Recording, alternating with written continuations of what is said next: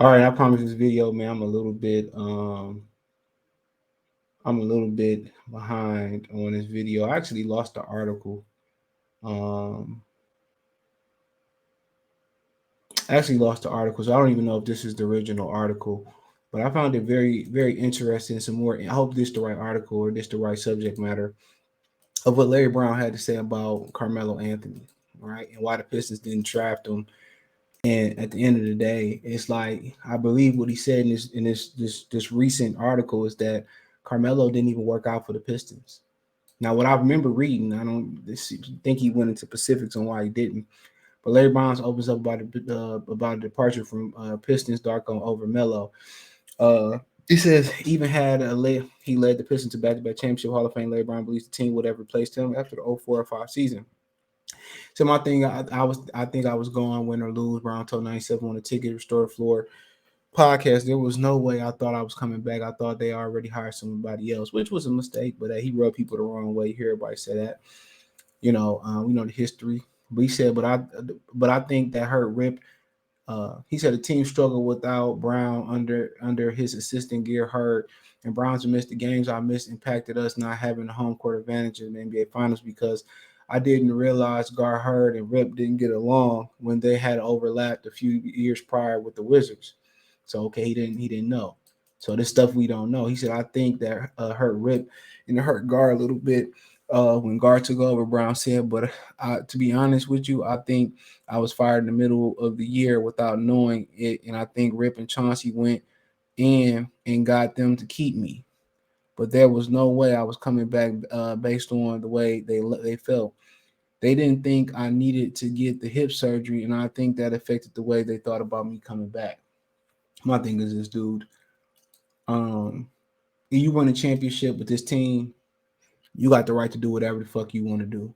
If you want to go do get a hip surgery, or he doesn't need it, he doing this just to take a break. If he want a break, give the fucking man a break.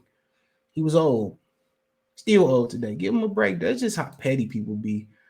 Because when people they start throwing around who gets the most credit and stuff like that, man. That's that in sports. That's bravado. Now you talk about just a regular guy relationship. Two things usually at the top of the list, or sometimes it's a combination of both to make a third thing. When dudes fall out, it's either money or over a chick. That's just what it is. It's money or a chick, yeah. And I say, if you mix them both together, that'd be your third option. But if you had a fourth option, it's over disrespect. But a man knows when he disrespect, and you can talk about disrespect, but it's probably disrespect over you owing the money over a woman. As a man, we have a code, but then again, we know a lot of these guys don't have integrity anymore. So, really, is it a code? Brown 64 at the time also said owner Bill Davidson asked me to come back for my last year, but not coach. I told him, Mr. D, that would be the worst thing for any head coach to come in and have me sitting there. That's because he didn't want to pay him to sit at home. So people might not want to say it, but I know I was gone in the middle of the year because they never felt I needed another hip surgery. So, like I said, it's so many just different avenues to how they sabotage the Pistons winning back-to-back championships. This is an organizational thing, and people mad. Well, he didn't need it, bro. Who's you tell me what I need to do with my body? It's my body, my choice. Sound like them feminists. It's my body, my choice. You know, that's the crazy thing about it. But let's keep on. Brown said the Pistons hired him. They told him we were going to draft Carmelo. When they later asked for his opinion, Brown told director scouts George David and director of personnel Scott Perry that he thought Melo was a phenomenal player, and he also loved Dwayne Wade, and he also heard great things about Chris Bosh. He said, quote, they were all convinced, hey, those guys are good, but we really like Carmelo, said Brown. But Carmelo never got to come in for a workout. He even wanted to come in and work out against Darko. Well, there you go. But Darko worked out for me twice, and he couldn't get through the workout. He was unbelievably skilled, but he was 18, immature, and young, and I was surprised as anybody when they drafted him. So we break that down for a minute. So he couldn't even get, dude. You can't tell me that the NBA, some of the organizations don't sabotage themselves, or this ain't intentional. You see Kobe have an amazing workout versus for the LA Clippers. If you didn't see it, you can go check out my YouTube shorts on Goodfella TV.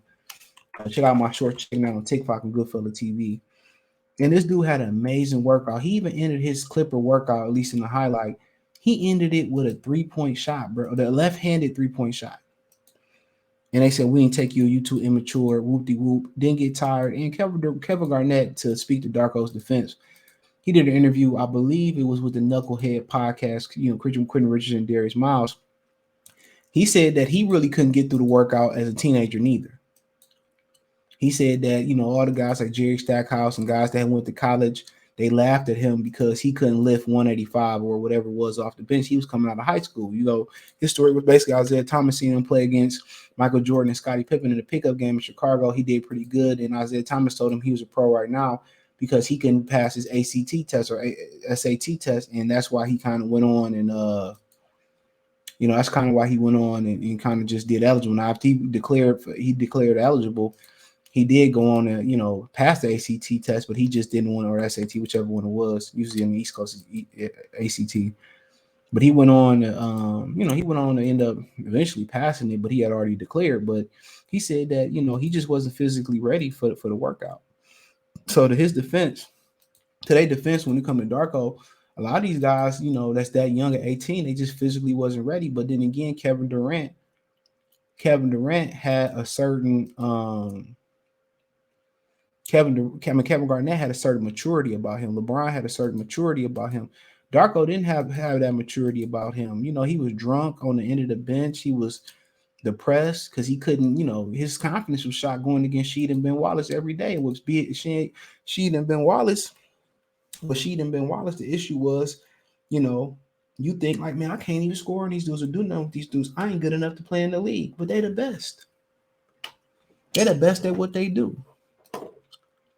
He said, knowing Carmelo now, like I knew him then, I think he would have been exposed to the type of people we had on that team. He would have been amazing. I really believe that. I look at a 19-year-old kid coming out of Syracuse with the talent, being in that environment in Detroit. I think he would have done anything to improve his game, to play at the level we know he was capable of playing, said Brown, who wound up coaching Anthony on the 2004 Olympic team. Brown most recently, an assistant under Penny Hardaway at Memphis, reflecting on his team with the Pistons. He said, the thing I loved the most was the people I was surrounded with, my staff, having the best trainer that ever lived in Ernie Cantor, and then having a bunch of players, a lot of people I thought at one time were failures. And when I walked into the locker room and watched them practice, I realized how lucky I was, Brown said.